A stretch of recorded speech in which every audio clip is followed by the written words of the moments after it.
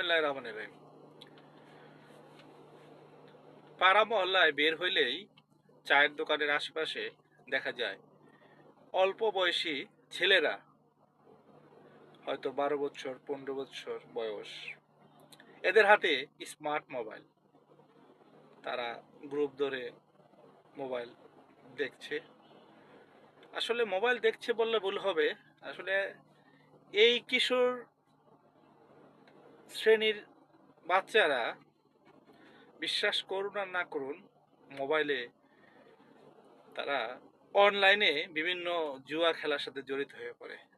এতে তারা বিভিন্ন ছোটখাটো নিজের বাসায় চুরি, বাপের টাকা চুরি, মায়ের টাকা চুরি, বোনের টাকা চুরি, ভাইয়ের টাকা চুরি, বিভিন্ন অপরাধের সাথে জড়িত হয়ে পড়ে। গার্জিয়ানদেরকে আহ্বান করব, বাচ্চাদের হাতে মোবাইল দিয়েন না। তাদেরকে শিক্ষা প্রতিষ্ঠানে পাঠান, শিক্ষার প্রতি তাদেরকে আগ্রহী করে তোলেন। তাদের ভবিষ্যৎটা যদি সুন্দর করতে চান, অবশ্যই আপনাকে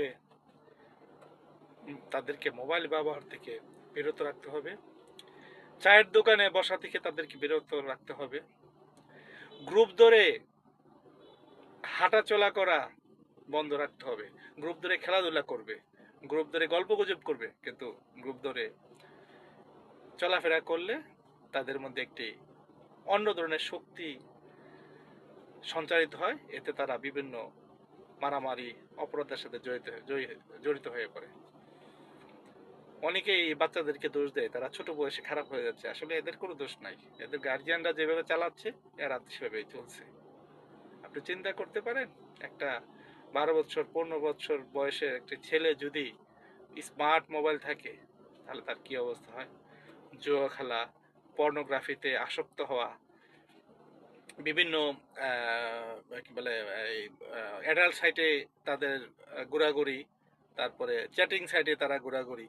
এতে তারা তাদের পারিবারিক মূল্যবোধ, সামাজিক মূল্যবোধ ভুলে যায়। তারা বিভিন্ন অনৈতিক কাজের সাথে জড়িত হয়ে পড়ে। ফলশ্রুতিতে পরিবারে অশান্তি দেখা দেয়। আর সবচেয়ে বড় কথা, এই বাচ্চাগুলাই একটা সময়ে নেশাগ্রস্ত হয়ে পড়ে। আর নেশাগ্রস্ত ব্যক্তি পরিবারের জন্য, সমাজের জন্য, রাষ্ট্রের জন্য একটি ভয়ঙ্কর বোঝা হিসেবে কাজ করে। সবাইকে ধন্যবাদ।